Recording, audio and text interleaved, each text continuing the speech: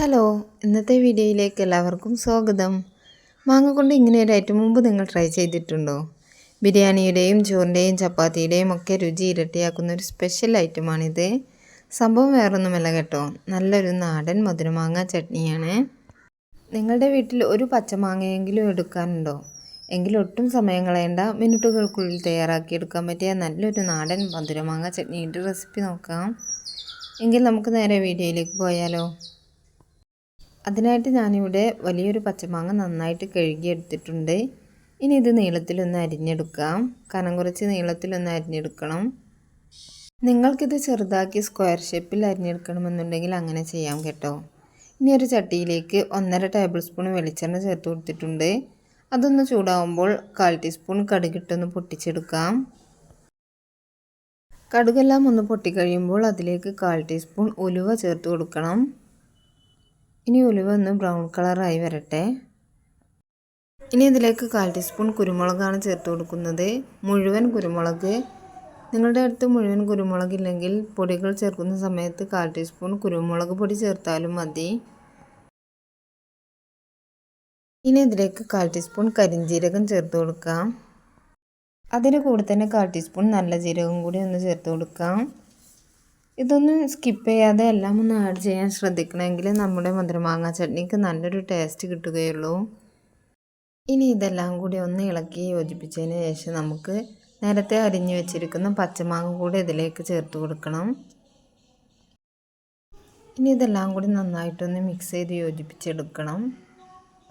ഇതിനു മുൻപ് ഞാൻ പച്ചമാങ്ങ വെച്ചിട്ട് നല്ലൊരു ചമ്മന്തിപ്പൊടിയുടെ റെസിപ്പി അപ്ലോഡ് ചെയ്തിരുന്നു. അത് നമുക്ക് ഒരു തവണ ഉണ്ടാക്കിയാൽ മാസങ്ങളോളം കേടുകൂടാതെ സൂക്ഷിച്ചു വെക്കാൻ പറ്റും. കുട്ടികൾക്ക് ഹോസ്റ്റലിലേക്കൊക്കെ കൊടുത്തയക്കാൻ പറ്റിയ നല്ലൊരു ചമ്മന്തിപ്പൊടിയുടെ റെസിപ്പിയാണത്. ഒരുപാട് കൂട്ടുകാർ കണ്ട് നല്ല അഭിപ്രായം പറഞ്ഞൊരു റെസിപ്പിയും കൂടിയാണത്.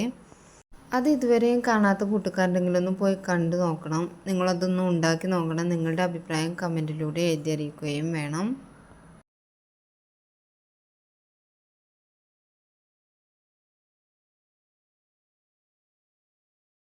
മാങ്ങയും ചേർത്ത് കൊടുത്ത് എല്ലാം കൂടി ഒന്ന് ഇളക്കി യോജിപ്പിച്ചതിന് ശേഷം നമുക്ക് മാങ്ങ വേവാൻ ആവശ്യത്തിനുള്ള വെള്ളം ചേർത്ത് കൊടുക്കാം. 1 ഗ്ലാസ് വെള്ളം മതിയാവും. കൂടുതൽ വെള്ളം ചേർത്താൽ പിന്നീട് അത് വറ്റിച്ചെടുക്കേണ്ടി വരും. ഇനി ഇത് നന്നായിട്ടൊന്ന് തിളച്ച് വരട്ടെ. മാങ്ങ ഇപ്പോൾ നന്നായിട്ട് തിളച്ച് തുടങ്ങിയിട്ടുണ്ട്. ഈ സമയം നമുക്ക് ഇതിലേക്ക് ആവശ്യത്തിനുള്ള പൊടികൾ ചേർത്ത് കൊടുക്കണം. 1/2 ടേബിൾ സ്പൂൺ മുളക് പൊടിയാണ് ചേർത്ത് കൊടുത്തിട്ടുള്ളത്. നിങ്ങളുടെ അടുത്ത് കാശ്മീർ ചില്ലി ഉണ്ടെങ്കിൽ അത് ചേർത്താൽ നമ്മുടെ മധുരമാങ്ങ ചട്നിക്ക് നല്ലൊരു കളർ കിട്ടും.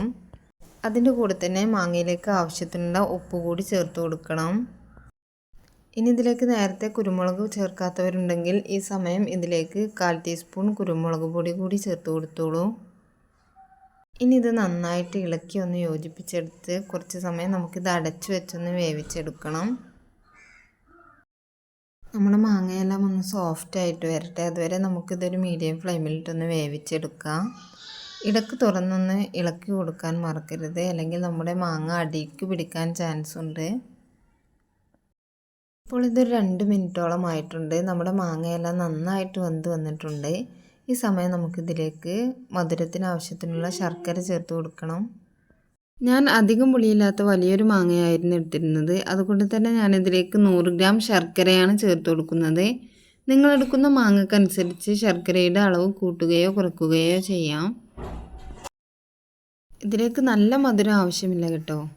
പാകത്തിന് മധുരവും എരിവും പുളിയും ഒക്കെ ചേർന്നതാണ് ഈ മധുരമാങ്ങ ചട്നി. അപ്പോൾ അതിനനുസരിച്ചുള്ള ശർക്കര ചേർത്ത് കൊടുത്താൽ മതി.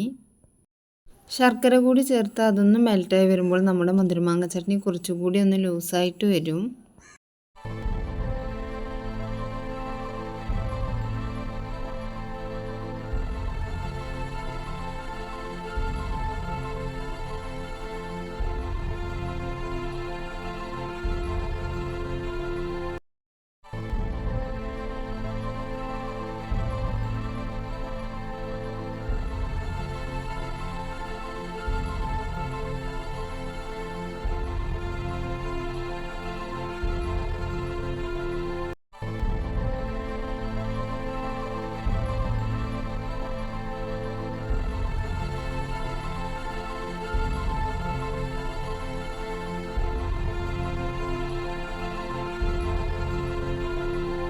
ഇനി നമുക്കിതിലേക്ക് അവസാനമായിട്ട് 1/4 ടീസ്പൂൺ കായംപൊടി കൂടി ഒന്ന് ചേർത്ത് കൊടുക്കാം. അതോടുകൂടി നമ്മുടെ മധുരമാങ്ങ ചട്നിയുടെ എല്ലാ പരിപാടിയും ഇവിടെ അവസാനിച്ചു. ഒരു 2 മിനിറ്റ് കൂടി ഇതുപോലെ ഒന്ന് തിളപ്പിച്ചതിന് ശേഷം നമുക്ക് തീ ഓഫ് ചെയ്യാം. അങ്ങനെ നമ്മുടെ വളരെ ടേസ്റ്റി ആയിട്ടുള്ള കുട്ടികൾക്കും മുതിർന്നവർക്കും എല്ലാം ഒരുപോലെ ഇഷ്ടമാവുന്ന ചോറിനും ചപ്പാത്തിക്കും ദോശയ്ക്കും എല്ലാം സൈഡ് ഡിഷായി ഉപയോഗിക്കാൻ പറ്റിയ നമ്മുടെ മധുരമാങ്ങ ചട്നി ഇവിടെ റെഡിയായി കഴിഞ്ഞു.